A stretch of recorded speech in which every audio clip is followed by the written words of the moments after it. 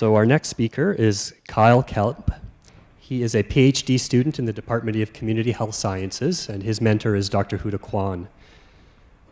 Kyle comes to us from Alberta Health Services, and he's going to speak to us about using patient experience surveys and linked data to drive healthcare quality improvements.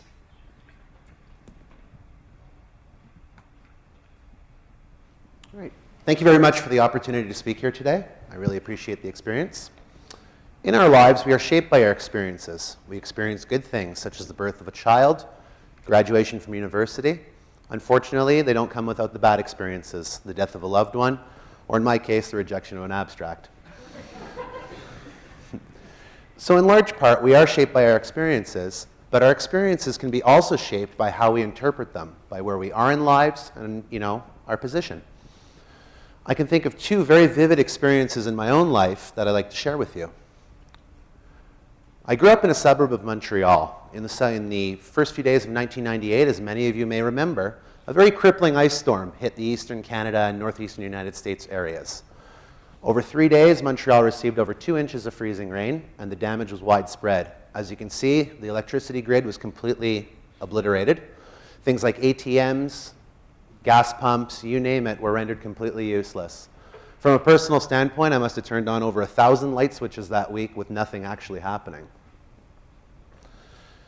My parents were very consumed with, the fears and the worries that entailed. My mom was on the phone and, frantically with Hydro-Quebec, wanting to know when the power was coming back on. Meanwhile, my dad was nervously pacing up and down the house, worried that our pipes would freeze and burst. So as a teenager with no school in my position, I did what any child would do, well, 18-year-old in my case would do. I got together with my best friend who happened to have a generator, and by day we cleared the streets of debris with chainsaws and helped out our fellow neighbors. And then by night we played video games and drank copious amounts of beer. It was actually a wonderful experience. Fast forward to a completely different experience in my life with a little bit of a different contrast. June 20th, 2013, which actually happened to be my wedding anniversary. About 6 months prior, my wife, my young son, and we moved to Alberta so I could work for Alberta Health Services. I was on my way into work that morning, and an Alberta emergency alert came over the radio with a report of widespread flooding in Canmore and Kananaskis. I thought, wow, terrible day to be in the mountains, but unfortunately, I was going to work, or so I thought. By 9 a.m., I was on my way home, which was unfortunately my in-laws' residence in High River, Alberta. This picture was actually taken just up the street, and as you can understand, that rest of the day was quite frantic for me and my family. We were basically spent moving things from the basement up to the main floor in preparation for the inevitability that was coming, sandbagging our home and our neighbor's property. Around 4 p.m., we got a pound on the door from the RCMP, basically saying that if we didn't get out, this was our last chance, and they're not coming back for us. So we chose to heed their advice, load 2 suitcases, my son, my wife, and myself, and a playpen into our car, and we stayed overnight at our friend's place in Okotoks. We thought we'd be out for a night. 8 days later, we returned to this. Widespread destruction. We were among the first residents allowed back into High River under the coordination of the Alberta government, the Red Cross, and the Canadian Army. On the left here, speaking of experience, this was my 1-year-old at the time. You could see he was having a wonderful time. On the right is actually a pile of most of our worldly possessions that were now stacked in the driveway, completely decimated. We're truly fortunate over the next 6 weeks when we were truly homeless that we were allowed to stay with family, friends, and we're very grateful for the help we received from our friends, family, and professional colleagues in getting back on our feet. So you're probably thinking, customer service, it's the lifeblood of any organization. Whether you stay at a hotel and the room is dirty, the front desk staff wants to know. Likewise, whenever I do any business with my bank, whether it's opening an account, taking out a loan, you name it, I could expect a phone call in the days that follow to hear about the service and the experience that I received. It may seem trivial to all of us, but this is it's a wealth of information for these organizations who are seeking to improve their services. So you may be thinking, why is this handsome PhD student talking about customer service? What does this have to do with healthcare? And I can never keep a straight face when I say that as well. So I'd actually argue the two go very much hand in hand. As Canadians, we're very proud of our healthcare system. It's one of the things that define us. The other aspect about it is that we have universal coverage by way of the taxes that we pay. So in a sense, we are customers because we pay our taxes, hopefully. So as a full-fledged paying member in this healthcare system, you may be wondering, how can I provide my feedback? Or perhaps more importantly, how is my hospital doing? In 2002, the Canadian Health Services Research Foundation released a paper which aptly said, patients in Canada can look up safety ratings on hedge trimmers and minivans, but why not cardiac surgery? You may be pleased to know that in Alberta, if you're hospitalized overnight, you may have the opportunity to fill out a survey about the care that you received. The survey is administered at 93 sites across the province and encompasses things like care from doctors, care from nurses, medications, discharge information, and patient-centered care. In all, about 20,000 surveys are captured each year. This patient experience data set is the cornerstone of my PhD work. Here I've shown the Institute for Healthcare Improvement's Triple Aim framework. I know many of you are familiar, but it's a framework designed to optimize health system performance.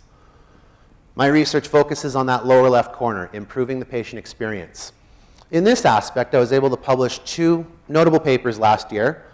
In the first, I was able to show that in Alberta, it tends to be younger males with higher education who have more dissatisfaction with their hospital care. So in a sense, I am part of the problem. Secondly, I looked at the correlation of all of the items on the survey. There are over 50 questions in total, and the correlation between those individual questions and a patient's overall rating of the care that they receive while in an Alberta hospital. The things that had the strongest signal were care from nurses and coordination of care. So in aspect, it's about the people in Alberta who provide the care and not so much the processes that are meaningful. This is all fine and good, but I feel that the greatest potential for this data is through data linkage. As we heard in the talk before, there's tremendous potential for this. One of the great things about being in Alberta is that we have one system for the entire province. With that, it also affords us several benefits. We can track healthcare use at several touch points in the system, be it a medication prescription, lab test, visit with your family doctor, inpatient hospitalization. From Lac La Biche to Lethbridge, from Jasper to Calgary, it is tracked in a systematic fashion. This linkage of data sets offers the opportunity to answer many, many valuable questions. So about healthcare utilization, healthcare cost, etc. This is widely done in other jurisdictions, such as the United States and the United Kingdom, but unfortunately to date, Canada has failed to realize this potential. I feel that this is a great tragedy since we already have the data, it's already routinely captured. All that we need are 2 things, a great deal of curiosity and lots of data linkage experience. One of the things that I've looked at, just cursorily, is looking at the percent of readmissions versus responses to this patient experience survey. On the slide that's shown here is one of the questions on the survey relating to coordination of care. Patients who responded that they had poor coordination of care while in Alberta hospitals were readmitted over the next 30 days at a rate of about 10%, as you can see along that y-axis.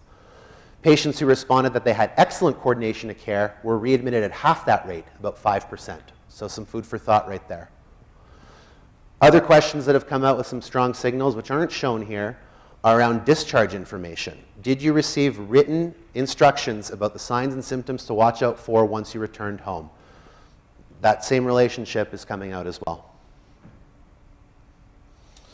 The third and perhaps most crucial component of my PhD work relies in public reporting of this data.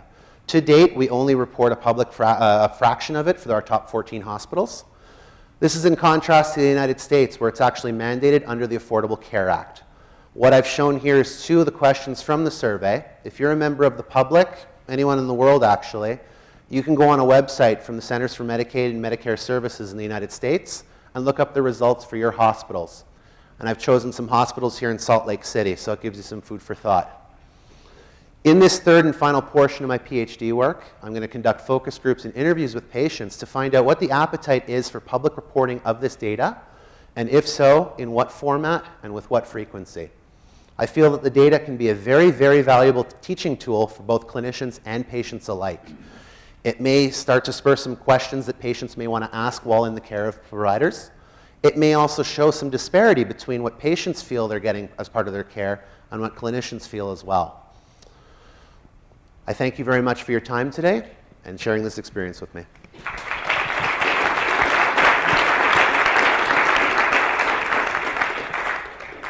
Great, Kyle. Fascinating stuff. We'll open it up for questions. Kyle, nice presentation. Can you comment on the rate of response for satisfaction surveys of people who are in the hospital, and how you sort of look at the biases of those people that respond? You know, either they're very happy with care or not very happy with care, and how do you look at that overall? Sure. Thank you very much for the question. Overall in the province, it's usually, the way that the overall rating of care question is graded, it's on a Likert scale from 0 to 10, 10 being the best rating of care, 10 being 0. And in terms of public reporting, we condense the percent of respondents who respond 8, 9, and 10 on the question, and usually that runs just in the low 80s on a provincial basis, so about 80% rating 8, 9, and 10. Some of the disparities there, of course, I've pointed to some demographic components as well. There are some clinical ones as well, perhaps people who have some chronic needs, who are in and out of the hospital a bit more frequently. Perhaps they feel they have some sort of unmet need, which of course impacts their experience. So that's another area that I'm definitely actively looking at. Thank you. Thank you. That's a very good talk. You noted about coordination of care during your presentation. So my question is, how do you define coordination of care? Is it different from continuity of care or something else? And also, given the administrative data linkage, there is any algorithm to define coordination of care? Sure. Thank you for the question.